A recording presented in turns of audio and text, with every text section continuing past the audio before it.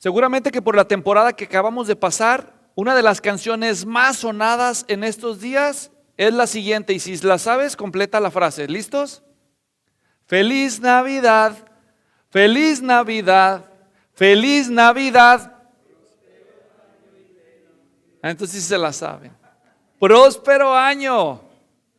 Yo creo que esta es una de las frases, al menos en el mundo de habla hispana, una de las frases más deseadas en estos últimos 2 días, ¿no es cierto? Próspero año, que tengas un próspero año. Pero cuando oímos la palabra próspero en ambientes cristianos como el nuestro, de pronto esto puede generar en algunos de nosotros una especie como que de reacción defensiva. Porque hoy en día hay toda una corriente entre cristianos que se ha hecho muy popular que se le llama la teología de la prosperidad, que es una herejía, es una mentira. Entonces los que no participamos de esa convicción, al oír la palabra prosperidad podemos reaccionar y decir, no, espérame. Pero eso no quita, o sea, no nos vamos a ir de un extremo al otro extremo, eso no quita la realidad de que en la Biblia se menciona la palabra prosperidad. Así que lo más importante no es lo que aquellos digan de la prosperidad o lo que nosotros digamos de la prosperidad, nos gustaría saber qué dice Dios acerca de la prosperidad. ¿Querrá Dios que nosotros tengamos un próspero año? Bueno, les tengo una buena noticia. Dios no está peleado con la prosperidad. Pero también hay que aclarar que la prosperidad, según Dios la explica y la expresa en su palabra, no es exactamente igual que como la sociedad la interpreta. Por eso hoy les voy a hablar, y el título de mi mensaje hoy es la prosperidad verdaderamente bíblica.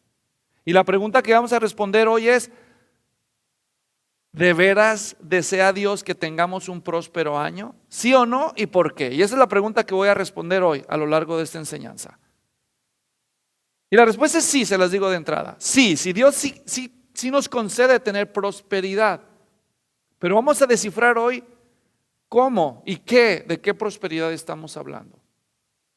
Así que en los próximos minutos primero voy a aclarar qué significa prosperar y luego vamos a ver los contrastes entre la prosperidad desde una perspectiva no cristiana, de una perspectiva secular, y la prosperidad desde una perspectiva bíblica, y vamos a ver las similitudes y las diferencias y al final vamos a ver cómo puedes tú ser próspero según Dios. ¿Cómo ven? ¿Les gustaría saber eso? ¿Cómo ser próspero según Dios? Muy bien, entonces vamos a las Sagradas Escrituras. Y voy a empezar definiendo prosperidad. Bueno, el órgano normativo de la lengua española es la Real Academia. Ellos son los que dicen lo que significan las palabras. ¿Y qué significa prosperar en español según la Real Academia? Bueno, tú lo puedes buscar para que veas que no estoy inventando. Y vas a descubrir que según la Real Academia Española, prosperar significa, o prosperidad es el curso favorable de las cosas. Es buena suerte, es éxito en lo que se emprende, en lo que sucede o en lo que ocurre. Si lo quieres en palabras sencillas, prosperidad es éxito en lo que se emprende, según la Real Academia Española. Eso es lo que piensa la gente cuando oye la palabra prosperidad. ¿Qué es prosperidad? Éxito en lo que se emprende. Éxito en lo que se emprende. ¿Qué es prosperidad? Éxito en lo que se emprende. Esta definición de prosperidad no está al alcance de todos. Está reservada para los emprendedores. ¿Se dieron cuenta? Porque ¿qué es la prosperidad? Éxito en lo que se emprende. Por lo tanto, si tú no emprendes nada, entonces no vas a prosperar, según esta explicación. Entonces la pregunta ahora es, ¿qué es emprender? ¿Qué es emprender? Emprender es llevar a la práctica, a la ejecución, un plan que tú hiciste previamente. ¿Y qué es planificar? Planificar es poner en orden los pasos para tratar de lograr una idea. ¿Cómo que una idea? Sí. Entonces observen las 3 etapas de lo que estoy diciendo. Todo empieza con una visión. Hay personas que se les ocurre algo. Tienen una visión, una idea de intentar algo.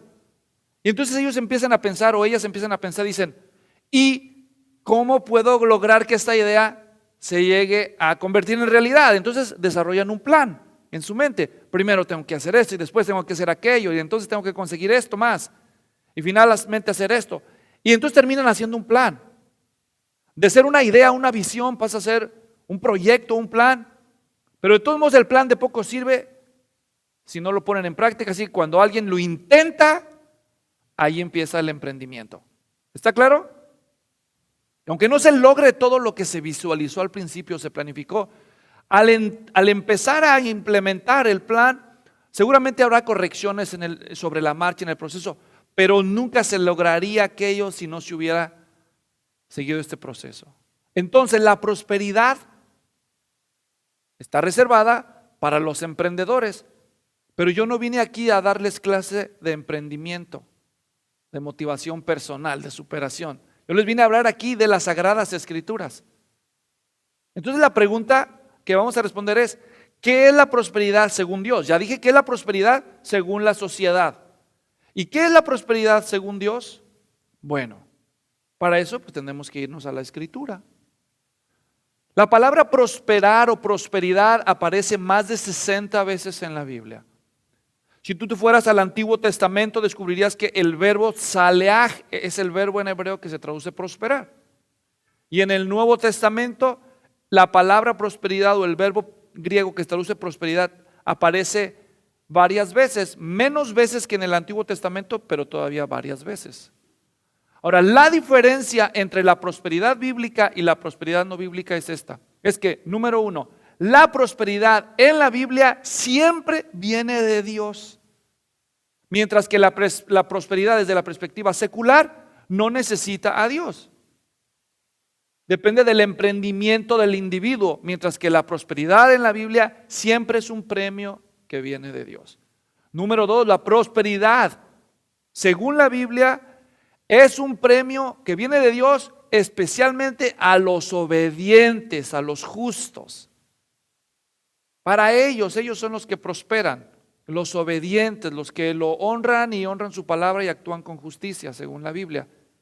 Y la tercera característica de la prosperidad bíblica es que no solamente es un regalo que viene de Dios para los justos y obedientes, sino que también depende del esfuerzo y del trabajo.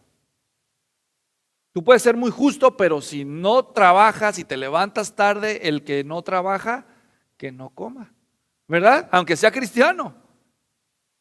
Puede ser cristiano alguien y no querer trabajar, sino andar desordenadamente de casa en casa. Segunda Tesalonicenses 3 nos da un ejemplo de eso. Y eso no es prosperar, eso es andar en desorden. Así que la prosperidad bíblica viene de Dios, es un premio a los justos, a los obedientes y exige trabajo arduo. Ahora, ¿cómo se llega a la prosperidad según la perspectiva secular y cómo se llega a la prosperidad según la perspectiva bíblica? ¿O cuáles son otros detalles acerca de las diferencias y las similitudes entre las prosperidades? Si tú quieres prosperar según una perspectiva social o secular, tú tienes una de 6 opciones o la combinación de varias de estas. Cuando una persona quiere prosperar según una perspectiva humanista, el consejo número 1 va a ser: sigue el camino del esfuerzo y del trabajo. ¿Quieres prosperar? Ponte a trabajar, mijito, ¿verdad? Trabájele duro, levántese temprano. Como dice el versículo de aquellas Biblias, ayúdate que yo te ayudaré, dicen ellos, ¿no? No está en la Biblia, es una broma, hermanos, ¿verdad? El que madruga a Dios le ayuda, dice otro refrán. El trabajo duro es la forma más común en que alguien puede prosperar. Pero alguien dirá: pues yo tengo toda mi vida trabajando duro y sigo sin prosperar. Así que mi hijo, aunque trabajar duro es muy importante, yo le doy un consejo. Y entonces aquí viene el segundo camino para llegar al éxito, a la prosperidad. El camino del estudio. Estudia. Consigue una carrera.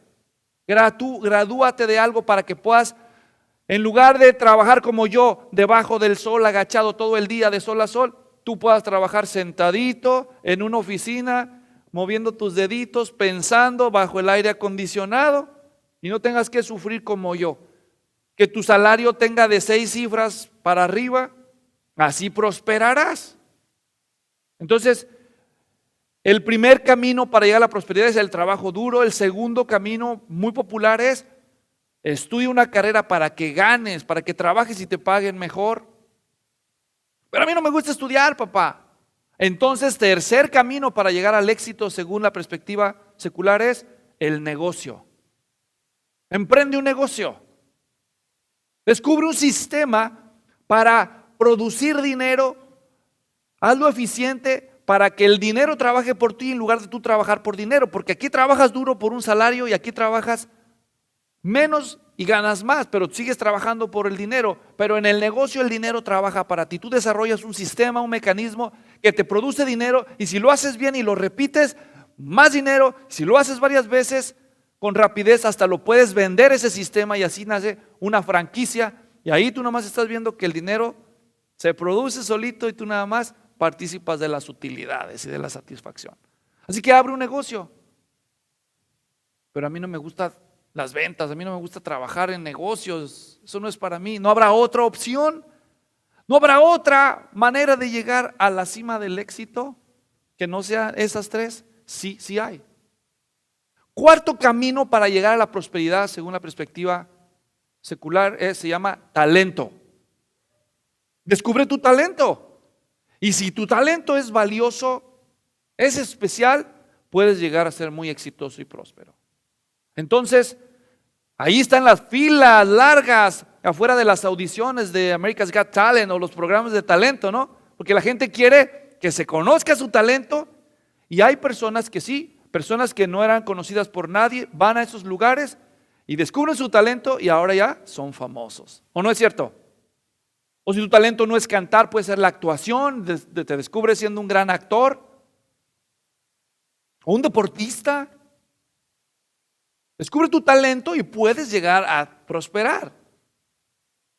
Nada más que proporcionalmente hablando, para que una persona llegue a prosperar, dependiendo de su talento, comparándolo con prosperar a través del trabajo duro y el esfuerzo y el estudio, hay mucho menos probabilidades que lo logres, porque no todos tienen el talento que la competitividad exige para que tú llegues a destacar. Por ejemplo, ¿a cuántos de ustedes alguna vez les gustó el básquetbol en su vida? Levanten la mano. Ok, unos cuantos.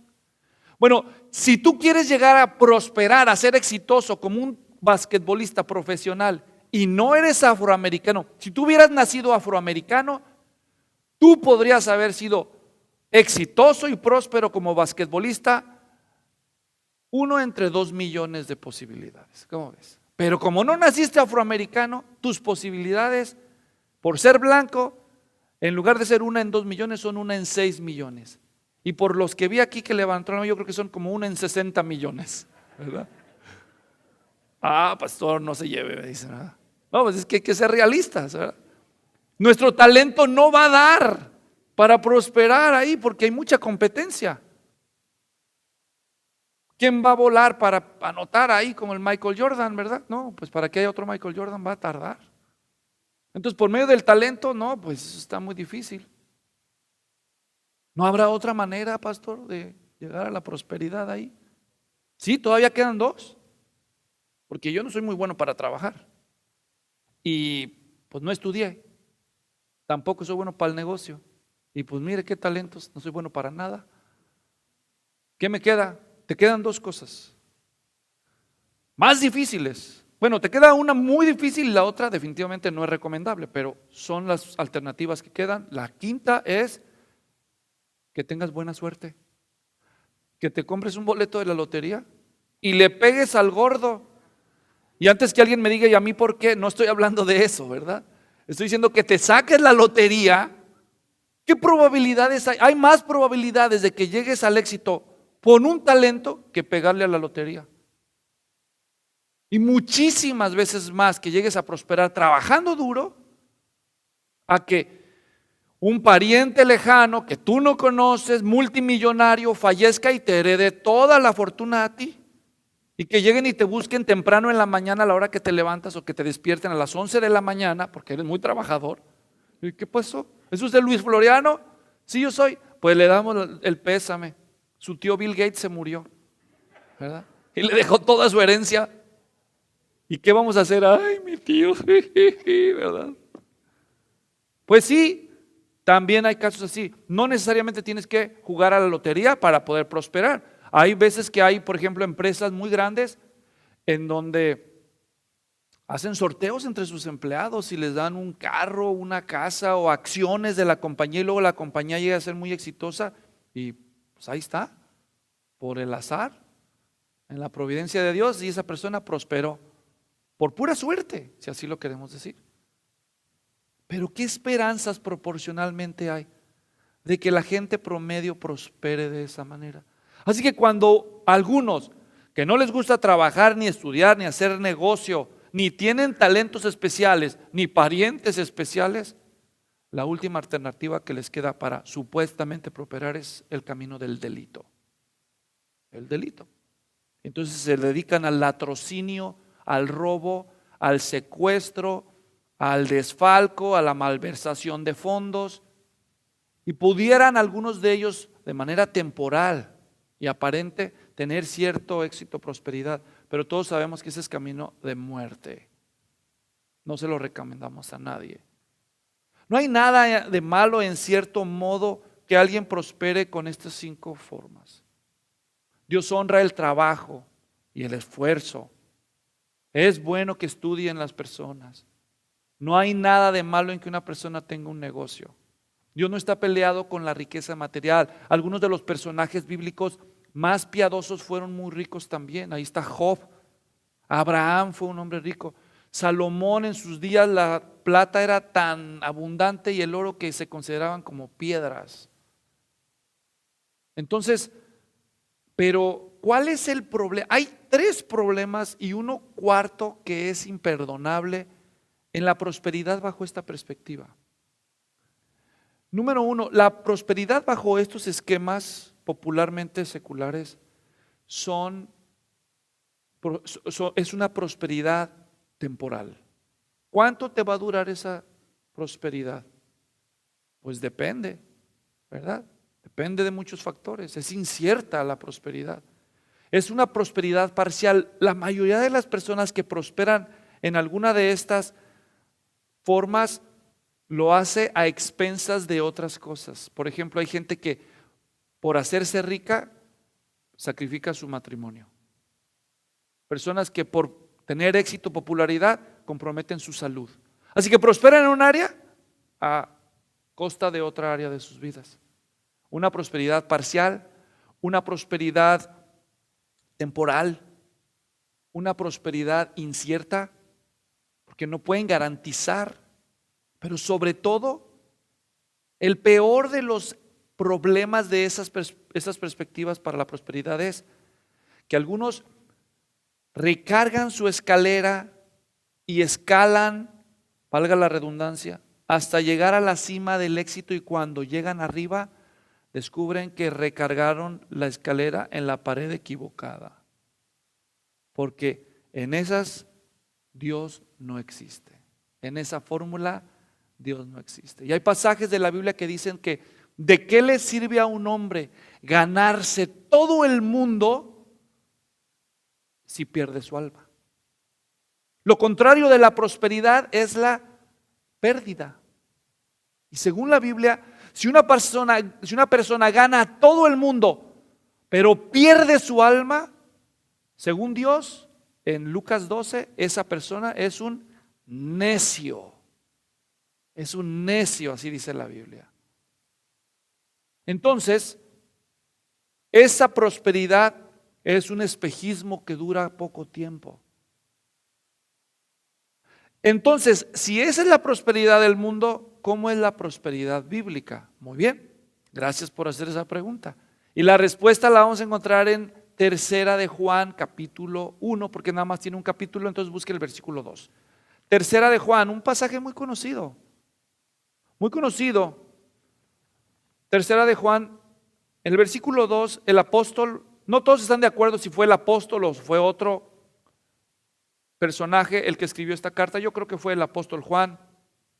Él dice, amado, estoy en Tercera de Juan 2, o sea, Tercera de Juan, versículo 2, porque solo tiene un capítulo. Un poco antes del Apocalipsis está Judas, y antes de Judas, Tercera de Juan. Amado, ruego que seas prosperado en todo, así como prospera tu alma, y que tengas buena salud. Biblia de las Américas. 3 características de la prosperidad bíblica. Número 1, la prosperidad bíblica es integral. Diga integral. La prosperidad bíblica es integral. ¿Integral, pastor? O sea, integral del trigo. No, no de ese integral. Quiere decir total, afecta todas las áreas de tu vida. No nada más es prosperar financieramente y causar tu divorcio, o prosperar deportivamente y comprometer tu paternidad. No, es una prosperidad integral. Observen el texto claramente. Amado, ruego que seas prosperado en todo. ¿Qué dice ahí? ¿En qué? En todo. ¿En cuántas áreas quiere Juan que prospere ese amado llamado Gallo? ¿Cómo? En todo. En todo. Así que no hay nada de malo desear la prosperidad. Y acuérdense que cuando los apóstoles dicen yo deseo, o la Biblia de las Américas dice ruego, porque está bien, porque un deseo tiene una inferencia, una implicación a que esta es una cosa por la que él oraba. ¿Entienden? Así que no hay nada de malo en orar por prosperidad según este ejemplo. Pero en primer lugar, la prosperidad bíblica es una prosperidad integral. Yo quiero que le vaya bien a mi hermano, a mi hermana. ¿Cuántos aquí tienen hijos? Levante su mano, los que tienen hijos. ¿No quieren que les vaya bien a sus hijos? Deberían orar para que prosperen según Dios sus hijos. Los que aman, porque otros hermanos en Cristo prosperen también. Deberíamos querer eso. Juan quería eso. Pero debe ser una prosperidad integral, no fragmentada. Prosperas en el trabajo, pero eres un problema en tu casa. No. Una prosperidad integral. Hay un precioso ejemplo de esto en el Salmo 112, y los voy a llevar ahí. Si no lo quieren buscar, solo escuchen. En el Salmo 112 dice la Escritura un ejemplo de lo bonito que es la prosperidad integral de un creyente. Acuérdense que le está hablando al creyente aquí. Miren cómo dice el versículo 2 del Salmo 112. Dice, desde el 1 para tomar el contexto: aleluya, cuán bienaventurado es el hombre que teme al Señor, que mucho se deleite en sus mandamientos. Poderosa en la tierra será su descendencia, la generación de los rectos será bendita. Aquí está hablando que tiene prosperidad en su familia, con sus hijos, ¿cierto? Versículo 3. Bienes y riquezas hay en su casa y su justicia permanece para siempre. Su prosperidad no solamente es en su hogar, tiene hijos, también tiene riquezas y bienes. ¿Observan eso? Material. Versículo 4. Luz resplandece en las tinieblas para el que es recto. Él es clemente y compasivo y justo. ¿Qué significa clemente? Es la actitud que tiene hacia otros menos favorecidos. Compasivo, los que sufren. Justo, le da a otros lo que merecen, no les roba. Versículo 9, adelantándome. Con liberalidad, eso significa generosidad, ha dado a los pobres. O sea que este hombre es tan próspero, no solo prospera su familia, prospera su negocio, sus finanzas, que hasta le sobra para compartir su prosperidad con los pobres y los necesitados. ¿Observaron eso? Pero quiero que observen algo muy importante. Ya se mencionó en el versículo 1. Dice, es un hombre que teme al Señor. Y observen este elemento, versículos 7 y 8, tan importante en la prosperidad integral. Versículo 7 dice, no temerá recibir malas noticias. Y luego, ¿qué dice? Su corazón. ¿Observan eso? Su corazón está firme, confiado en el Señor. 8, otra vez. Su corazón está seguro. Eso, mis hermanos, es prosperidad integral. Es un hombre que ha puesto al Señor en su vida al centro, y esto genera un efecto dominó y empieza a prosperar de manera integral en su hogar, en sus bienes, en sus riquezas, en su compasión comunitaria, porque su corazón está confiado en el Señor. Por eso la segunda característica de la prosperidad bíblica, además de ser integral, la prosperidad bíblica es una prosperidad prioritariamente espiritual. ¿Qué significa prioridad? ¿Eh? Prioridad significa que hay varias cosas, pero hay una que va primero. ¿Entienden eso? La prosperidad afecta a las diferentes facetas de la vida, pero hay una que va primero. ¿Y cuál es lo primero según tercera de Juan 2 en la prosperidad bíblica? Y ahí se nos dice: amado, ruego que seas prosperado en todo, así como prospera tu alma. ¿Ya vieron? A veces que vas a los parques temáticos y llevas a los hijos ahí a subirse a los que aquí llaman rides, los paseos o como se diga. Pero antes de entrar al juego, al carrito, hay una barra ahí, hay una barra, ¿verdad? Y dice: si no llega a la barra, no subes, no entra el niño. Por su bien, por su bien. Hermanos, la barra de Dios para subirte al viaje de la prosperidad es la vida espiritual.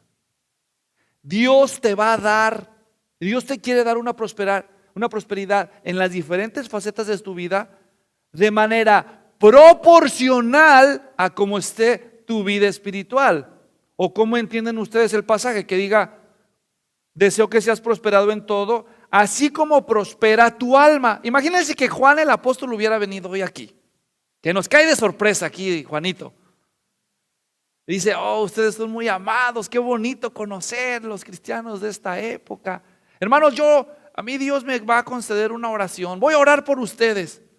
No, todos bien emocionados, dice: por fin va a orar uno que sí, ¿verdad? Aquí se pone el apóstol Juan y empieza a orar y todos están así, pero no, dicen: aquí sí la unción está bien fuerte, dicen ahí los que hablan de esas cosas, ¿no? Y empieza Juan y dice una oración como esta, dice: Padre, te doy gracias por estos amados. Señor, yo te pido una cosa nada más. Y todos dirán: pues ¿qué va a pedir? ¿Qué va a pedir? Y entonces Juan sale con esto, dice: Señor, te pido que los prosperes en todo. No, hombre, empieza el amenadero por todo. Amén, amén. Qué buena petición se aventó Juan, hombre, ese sí me gusta. Tráiganlo más seguido, ¿no? Y están diciendo todos amén cuando dice: Señor, yo te pido que los prosperes en todo, así como prospera su alma. Así, en la misma medida que prospera su alma, así prospéralos en su matrimonio, en sus finanzas, en su casa, en su trabajo. Y cuando él dice eso, así como prospera su alma, empieza el lloradero aquí. ¿Y ahora tú qué te pasa? Estoy en bancarrota. ¿Por qué?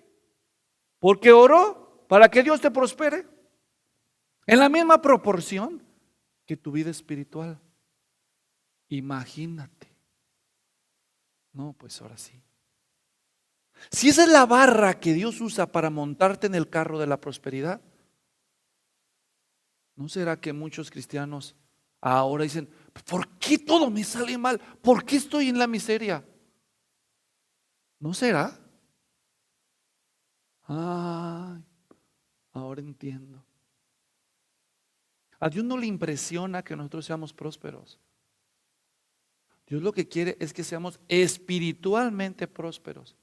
Ahora, hermanos, piensen un momento. Piensen un momento. ¿De qué serviría tanto talento, tanto esfuerzo, tanto estudio? ¿Quién puede mantener todo eso si al final Dios no es importante en tu vida? Les voy a dar dos ejemplos, miren. Un joven talentoso para cantar. Se destacó pronto por su voz. Lo descubrieron en su iglesia, una iglesia bautista. Así que le dijeron: ¿por qué no diriges los himnos? O sea, eran bautistas, ¿verdad? Entonces empezó a cantar ahí los himnos, a dirigir la alabanza en su iglesia bautista en el estado de Tennessee. Hasta que él dijo: oye, pues también puedo cantar de otras, ¿no? Y chance hasta me pagan. Y se salió de la iglesia y empezó a cantar afuera. y le fue mejor afuera que adentro. Así que al final ya no tenía ni tiempo ni ganas de cantar en la iglesia, porque fue tan exitoso afuera que se convirtió en el rey del rock. ¿Cómo se llamaba ese? Elvis Presley. Ejemplo número 2, caso similar. En una cultura de discriminación, una jovencita afroamericana, ¿qué posibilidades de éxito y prosperidad podría tener? Peor si viene de una familia pobre. Pero le gustaba cantar, así que se metió al coro de su iglesia, también bautista. Nada contra los bautistas, al contrario, muchas son buenas iglesias. Y empezó a cantar, pero destacaba tanto su voz que ahora ya no era la corista, sino fue la solista, hasta que la vio un cazador de talentos. Le dijo, no, tienes que usar ese talento para prosperar. Y les creyó. Y se salió de la iglesia y empezó a cantar afuera. Su nombre fue Whitney Houston. ¿Alguien sabe cómo murieron los dos? Prematuramente por sobredosis de drogas. ¿Qué pasó con el ministerio? ¿Qué pasó con la alabanza a Dios? ¿Qué pasó con todo ese? Según el mundo, ¿tuvieron éxito o no? Y según Dios, ¿ven?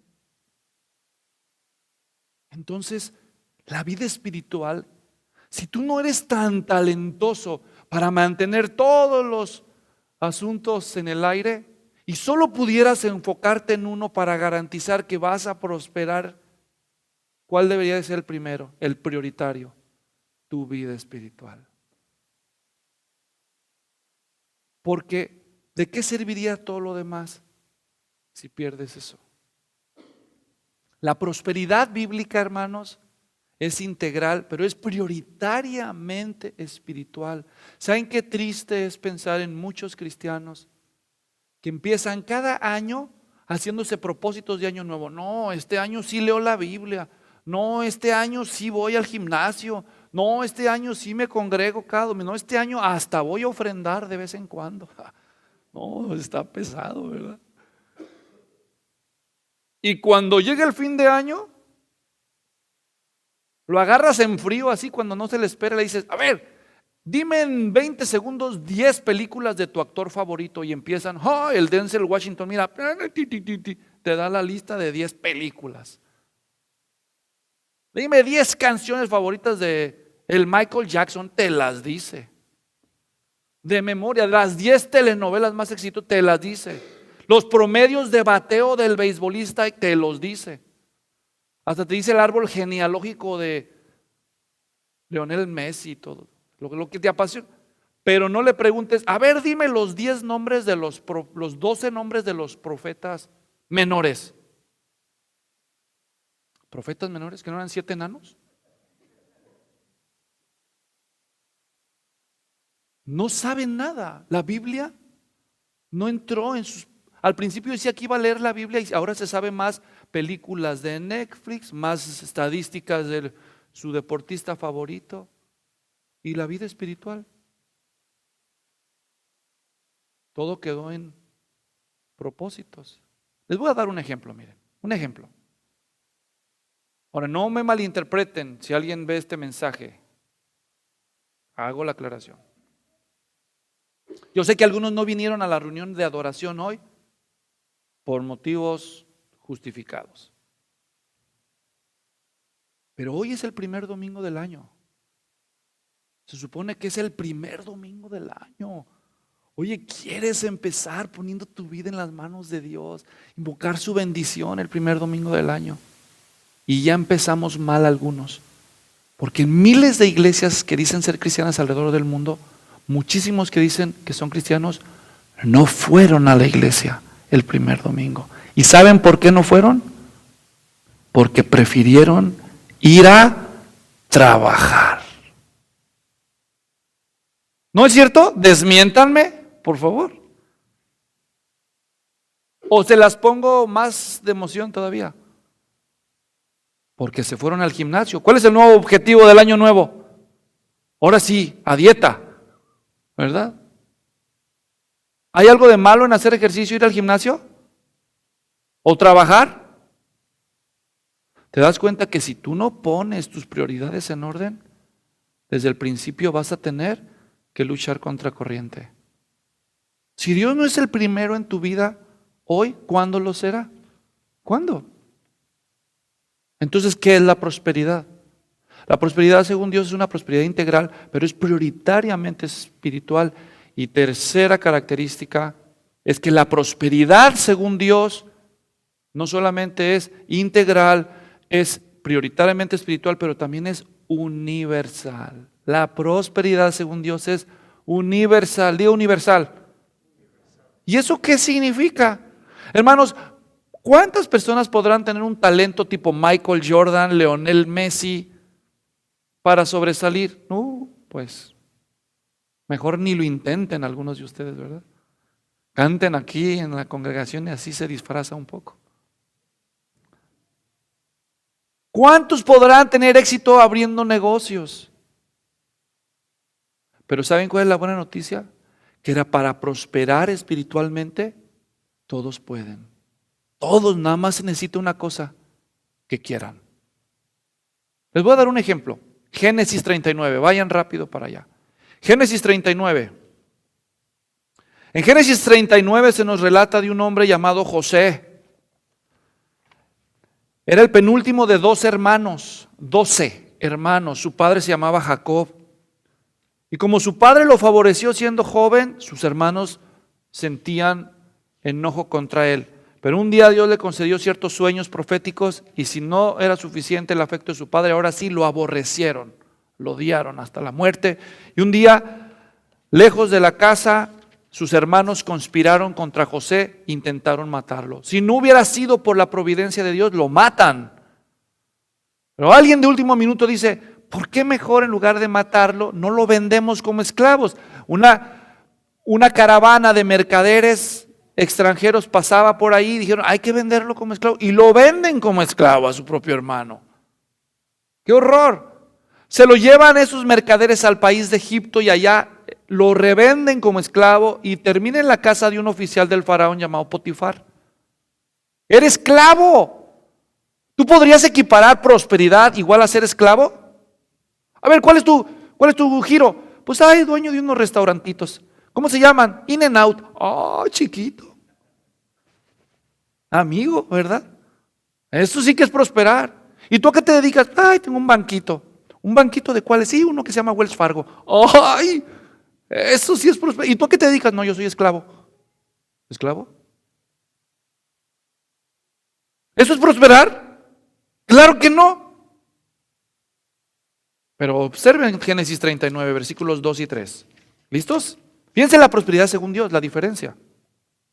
Y el Señor estaba con José, que llegó a ser un hombre, ¿qué dice ahí? Próspero, y estaba en la casa de su amo. Entonces, aquí tenemos un esclavo y al mismo tiempo próspero según Dios. ¿Y por qué eres? ¿Cómo le haces? ¿Cuál es tu secreto, José? A ver, versículo 3. Y vio su amo que el Señor estaba con él y que el Señor hacía prosperar en su mano todo lo que él hacía. ¿Cuál es el secreto de la prosperidad de José? ¿Cuál? El Señor. No importa que fuera esclavo, todavía prospera. Y entonces la esposa del patrón del amo lo infama, lo acusa en falso y otra vez por poco y lo matan, pero Dios lo salva, pero acaba ahora de prisionero, de preso. Ahora no solo es un esclavo pobre, porque ¿qué tienen los esclavos? Nada. Así que es pobre, es esclavo y ahora también preso. Y dice el versículo 23, observen lo que dice ahí en Génesis 39, 23, hablando de José. El jefe de la cárcel no supervisaba nada que estuviera bajo la responsabilidad de José, porque el Señor estaba con él y todo lo que él emprendía, el Señor lo hacía prosperar. ¿Cómo ves? No importa que seas pobre, que estés en el fondo de la escala social, que no tengas nada, pero si tú vives para el Señor, aún así tú puedes prosperar. Así que la oportunidad de prosperar según Dios está abierta la puerta de par en par para el que quiera, para el que quiera. Ahora hay que diferenciar entre la prosperidad según Dios como un principio y la prosperidad según Dios como una promesa que muchos distorsionan. Dios nunca prometió hacerte prosperar. Él solo nos dio principios para prosperar. A ver, ¿cómo es la diferencia? Sí. Si Dios hubiera prometido que tú vas a prosperar, entonces tú deberías prosperar. Pero si Dios no ha prometido que tú vas a prosperar, sino simplemente nos ha dado principios, si tú conoces cuáles son esos principios y los aplicas, lo más probable es que prosperes. Pero esta no es una ley inquebrantable, es un principio. Y todos los principios tienen excepciones. Por ejemplo, los dos principios esenciales para prosperar bíblicamente, tomen nota. ¿Quieres prosperar según Dios? Principio número 1. Si tú quieres prosperar según Dios, tómate en serio la Biblia en tu vida. Salmo 1, vamos para allá, rápidamente. En el Salmo 1 las Escrituras dicen así. Escuchen, porque el tiempo no perdona. Leo.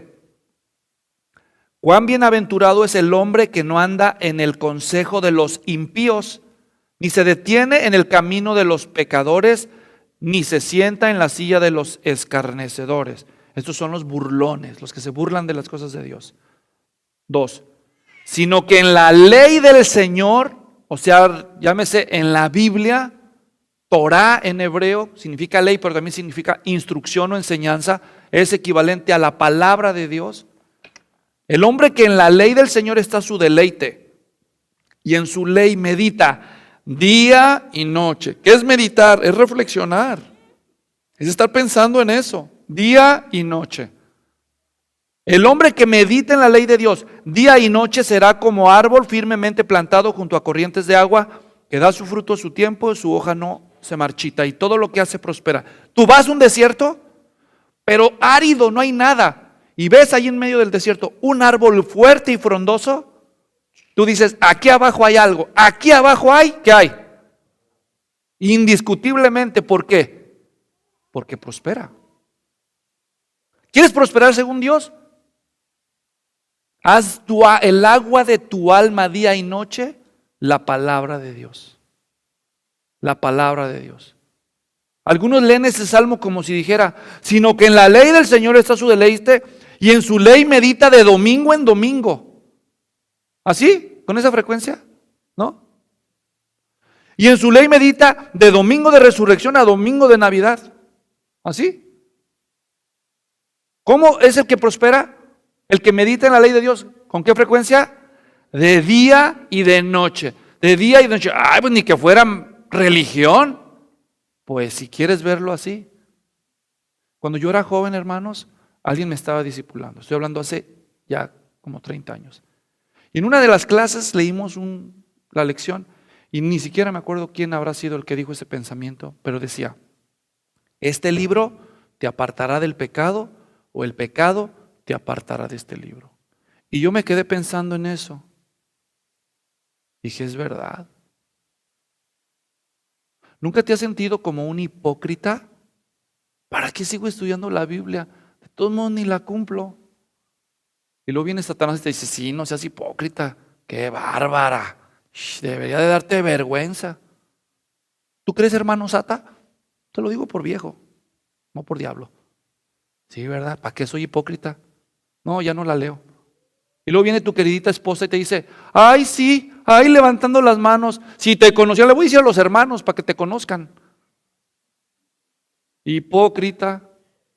Entonces te sientes hipócrita muchas veces porque no eres capaz de obedecer todo lo que la palabra dice. Y entonces dices, no, ya para qué la leo. Ahí te va el consejo, hermano. No te des por vencido. Aunque te sientas un hipócrita, que sientas que tu vida no cambia lo suficientemente rápido, nunca dejes el libro. Muchas veces yo cometí el error de descuidar, meditar en la palabra de Dios todo el día y me acordé de ese propósito. Dije, no me importa que me sienta mal, aunque sea la última cosa que haga este día, habría, y aunque leyera un versículo y hiciera una breve oración, yo dije, no me voy a separar de este libro. Eso cambió mi vida, hermanos. ¿Quieres de veras prosperar? Tómate en serio la Biblia. Deja de dar excusas. Deja de dar excusas. Tómate la Biblia y empieza por un libro y empieza por el primer capítulo y avanza y medita, ora, y el que sigue y así hasta que termines, y luego el otro y el otro. ¿Por dónde empiezo? Por donde quieras, pues dígame uno, empieza por Juan. Y luego, pues Hechos el que sigue, y luego Romanos y así, y ya acabas todo el Nuevo Testamento, te regresas a los que te brincaste, Mateo, Marcos y Lucas. Y luego te vas por el Antiguo Testamento si no se te ocurre nada. O el que quieras, pero hazlo. Si no te tomas en serio la palabra de Dios, olvídate de prosperar según Dios. También se le dijo a Josué lo mismo, Josué 1:8, ¿recuerdan? Nunca se apartará de tu boca este libro de la ley, sino que meditarás de día y de noche en él, para que guardes y hagas todo lo que en él está escrito, y todo lo que hagas prosperará. Hermanos, Josué es un general, está a punto de entrar en una guerra contra naciones bien atrincheradas y experimentadas en la guerra, y trae una bola de esclavos sin experiencia, y Dios le dice, ándale, conquístalos. ¡Ah! ¡Qué fácil!, ¿no? No te preocupes, Josué, yo voy a estar contigo, yo tengo algo para ti, para que ganes la guerra, para que tengas éxito en todo lo que hagas y prosperes. Así, ¿qué es eso? ¿Me vas a dar el éxito en la guerra, Jehová, Señor? Sí. A ver, ¿qué me vas a dar? Agárrate, chiquito. Y Josué está pensando, me va a dar una bazuca. Me va a dar una bazuca ahorita con una ojiva nuclear para echarme a los de Jericó así de un golpe. Me va a dar un dron aquí con una bomba atómica. No, no te voy a dar un dron. ¿No? Un avión. No. Una avioneta. No. Un sable ninja, aunque sea. No. Una estrellita. No. ¿Qué me vas a dar entonces para tener éxito en la conquista? Ahí está. El libro que te dejó Moisés. Si ustedes fueran ese versículo se darían cuenta que no dice lee el libro de la ley. El texto dice lee este libro de la ley. Era un libro específico. ¿Saben cuál? El que Moisés escribió con su mano y le dijo, ya me voy, Josué, ahí toma, ahora te toca a ti. No, a mí dame un tanque aunque sea. No. Este libro de la ley. Entonces cuando le hagas caso a este libro de ley, prosperarás y tendrás éxito. Hasta que ustedes dejen de dar excusas. No, es que yo soy carpintero, yo soy soldador, yo soy techero, yo soy arquitecto, yo soy ingeniero. ¿Cómo crees? No. Hasta que dejes de dar excusas y te tomes la Biblia en serio, vas a entender. Él era general y para eso se le dio la ley. Tomen en serio la Biblia, hermanos. Dejen de dar excusas si quieren prosperar según Dios. Y el segundo principio después de que le dice el Señor a Josué, después de que le dice, harás prosperar tu camino y todo te saldrá bien, cuando te tomes este libro, inmediatamente después lo que le dice el segundo principio de prosperidad bíblica es, solo que te mando que te esfuerces y seas valiente. No todo es leer la Biblia a rodilla pelona, Señor. O sea, no todo es estudiar, ahora a trabajar, esfuérzate. Todo lo que venga en mano, hazlo según tus fuerzas, dice otro versículo. Esfuérzate, trabaja con esfuerzo, levántate temprano y dedícate para que prosperes. Entonces, la última pregunta que voy a responder por causa de tiempo es, ¿para qué prosperamos? ¿Para qué quisiera Dios prosperarte? Imagínate que finalmente dices, bueno Dios, quiero tener un próspero año Y Dios está ahí diciendo, a ver, ¿para qué quieres que te prospere, Luis? Convénceme. Yo digo, y luego volteas al año pasado y dices, ya sé, para comprarme el iPhone 13. ¿No ves que ando con el XR? Ya, oye, hasta me da vergüenza, ya van 2. ¿Perdón? Miren, hermanos, ¿por qué quisiera Dios prosperarnos si pensamos así? Ahora les voy a enseñar 2 propósitos por los cuales Dios consideraría prosperarte si decide hacerlo. En primer lugar, si Dios quisiera prosperarte, lo haría para enseñarte algo. ¿Qué me quiere enseñar Dios, Luis? Filipenses 4 dice, versículo 11. ¿Están listos? Oigan, voy a leer el 12 primero y luego el 11. Pablo dice, sé vivir en pobreza, literalmente, sé vivir humildemente, traduce Reina Valera, literalmente el texto griego dice, sé vivir humillado, eso dice, en humillación. Sé vivir en pobreza, y luego dice, estoy en Filipenses 4:12, en la Biblia de las Américas, y sé vivir en prosperidad. ¿Ven las dos cosas? Prosperidad y pobreza. Adversas. Lo contrario a prosperidad, ¿qué es? Pues pobreza, ¿verdad? Y Pablo dice, yo ya aprendí a vivir en pobreza y yo aprendí a vivir en prosperidad. Entonces hay algo más que la prosperidad aquí, ¿verdad que sí? Y allí lo va a decir él. En todo y por todo he aprendido el secreto tanto de estar saciado como de tener hambre, de tener abundancia como de sufrir necesidad. ¿Qué es lo que aprendió Pablo? Versículo 11 nos lo dijo. No es que hable porque tenga escasez, pues he aprendido a, y ahí está la palabra. ¿Qué dice? Contentarme. ¿Qué aprendió? Contentarse. ¿Qué no han aprendido a estas alturas, hermanos? Personas que prosperan en todo y nunca están contentas.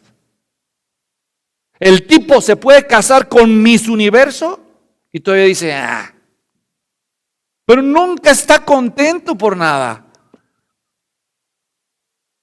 Dicen que cuando Rockefeller era el hombre más rico del mundo, un reportero llegó y le dijo, oiga, no se ve muy contento, ¿qué le falta para ser feliz? Y él le respondió, solo me falta una cosa. ¿Qué? $1. ¿$1? No, pues el reportero saca la cartera y le da el dólar y dice, ahí está. Ahora, todavía no se ve feliz, no se ve contento. ¿Qué le pasa? ¿Ahora qué le falta para vivir contento? $1 más, dijo. ¿Tú ya aprendiste a vivir contento? Fíjate bien, en la caja de herramientas de Dios, lo que Dios quiere no es que tú seas próspero, lo que Él quiere es que tú aprendas a vivir contento. Y Él tiene varias herramientas, a veces saca la herramienta de la prosperidad para que aprendas a vivir contento. Y otras veces saca la herramienta de la pobreza y de la humillación. Pero la clave es que aprendas a vivir contento con lo que te toca. Oigan cómo lo dice en Timoteo Pablo también. 1 Timoteo 6:6 dice, pero la piedad en efecto es un medio de gran ganancia cuando va acompañada de contentamiento. 1 Timoteo 6:8 ahora.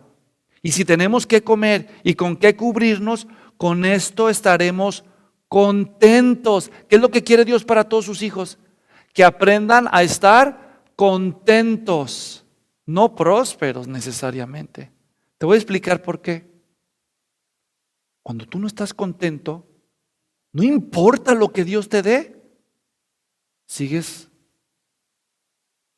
insatisfecho. Pero cuando tú eres contento, tú dices, Dios, tú eres bueno. Lo que a mí me tocó está bien, Señor. Tú eres bueno, es bueno lo que me tocó. Sea mucho, sea poco, tú eres bueno. A mí no me quitaste nada. Me diste más de lo que me merezco. Gracias, Dios. ¿No es eso lo que Dios quiere para nosotros? Ciertamente eso es, hermanos. Porque el que no aprende contentamiento, por más que prospere, no lo va a disfrutar. Segunda cosa que Dios quiere obrar en nosotros a través de la prosperidad, y no solo contentamiento. La segunda cosa está en 1 Corintios 16:2. Leo. Escuchen. 1 Corintios 16:2, Pablo dice que el primer día de la semana, cada uno de ustedes aparte y guarde según haya prosperado, para que cuando yo vaya no se recojan entonces ofrendas. Diga ofrenda. ¿Qué son las ofrendas, hermanos? Son contribuciones materiales que hacemos a la causa de Cristo. Distinga las ofrendas de las limosnas. Las limosnas es de lo que a usted le sobra, le da a los desamparados, a los necesitados. Donativos es lo que usted da a cualquier otra causa, pero cuando usted da la causa de Cristo no le llama donativos la Biblia, le llama ofrendas, porque hay un paralelo entre las contribuciones que hacen los cristianos en el Nuevo Pacto con en el Antiguo Pacto, en el Antiguo Testamento. Lo que ellos ofrendaban no era dinero, que eran sacrificios de animales. Ellos entendían que darle a Dios algo representaba un sacrificio, y la mentalidad de sacrificio se importa al Nuevo Testamento en cuanto a las contribuciones. Si yo doy de lo que me sobra, eso no es sacrificio, eso es sobra, ¿entienden? Por eso los cristianos damos la primera parte de nuestros ingresos. Eso es fe. Por decir, no, pues si así no me ajusta Dios, te doy la primera parte, esto es un sacrificio para mí, pero yo confío en ti, Dios. Porque tú prometes que tú suplirás todo lo que me falta conforme a las riquezas en gloria en Cristo Jesús. Así que por fe, conste que si no me ajusta, conste que lo di por ti. Y tú das un sacrificio, un paso de fe y das una ofrenda. Ahora escuchen bien lo que el texto dice, porque ahí está la clave de todo. La Biblia dice en 1 Corintios 16:2 que el primer día de la semana cada uno de ustedes ponga parte y guarde algo. ¿Según qué? Según haya qué. Entonces, ¿para qué nos prosperó Dios según este versículo? ¿Para qué? Para ofrendar, para dar. ¿Pero saben cuál es la desgracia? Prospérame Dios, prospérame este año Dios, prospérame. Y Dios voltea y dice, lo hice el año pasado. ¿Cuánto ofrendaste? Pésate en la báscula. Todo te lo comiste. El iPad. Dijiste que tu carro ya era carcancha porque era 2017. No tienes llenadera, Luis. ¿Tú quieres que te prospere? A mí no me interesa que tú seas más gordo, más rico, más arrogante. Yo lo que quiero es que vivas contento con lo que te doy. Y que cuando yo te dé, seas generoso a mi causa, a la causa del Evangelio. Para eso es que yo prospero. Así que cada uno dé según haya prosperado. Y fíjense, yo estoy agradecido porque nuestra iglesia es generosa. Que aparte de nuestras contribuciones que damos, dimos una ofrenda misionera. Que en lugar de gastarnos todo para nosotros mismos, privamos a nuestros hijos de derroches innecesarios para contribuir a la causa de Cristo. Eso es una buena señal. Yo creo que este año Dios nos va a prosperar, hermanos. Es que es casi imposible que Dios nos prospere, pero eso no es lo más importante. Lo más importante es que estemos contentos con Él, con lo que Él nos dé. Ya que te enfermes o que te sanes, que tengas trabajo o termines desempleada o desempleado, que tu esposo esté contento o tenga su carota. No te preocupes, tú contento con lo que tocó y sé generosa, generoso con lo que tú puedas dar según hayas prosperado. Eso va a honrar a Dios. Y termino con la aclaración acerca de la teología de la prosperidad. ¿Saben por qué la teología de la prosperidad es tan aberrante y nauseabunda para Dios? Porque la teología de la prosperidad dice que lo que Dios más quiere en la vida eres tú y que tú prosperes, lo cual es falso. Tú no eres lo que Dios más quiere en el universo. Dios tiene que ser coherente con la realidad. Si yo te ofreciera a ti, yo he usado este ejemplo antes, si yo te ofrezco un anillo de plástico muy bonito y grande, pero de huevito de a 25 centavos, ustedes saben de lo que hablo, ¿no? Un anillo de plástico y un anillo de diamantes, de oro incrustado con diamantes, rubíes, esmeraldas y todo. Y tú eres el dueño del anillo lujoso y yo te lo digo, te lo cambio por mi anillo. Pues estás loco, me dirás. Y digo, ¿qué? Este está más grande, mira, está bien bonito. Sí, pero pues no es el tamaño. Entonces, ¿qué es? Es el valor. ¿No es cierto? Es su valor lo que lo hace especial. Así que tengo una pregunta para ti.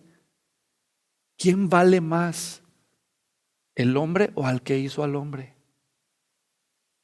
Y a la mujer y todas las cosas. ¿Quién vale más?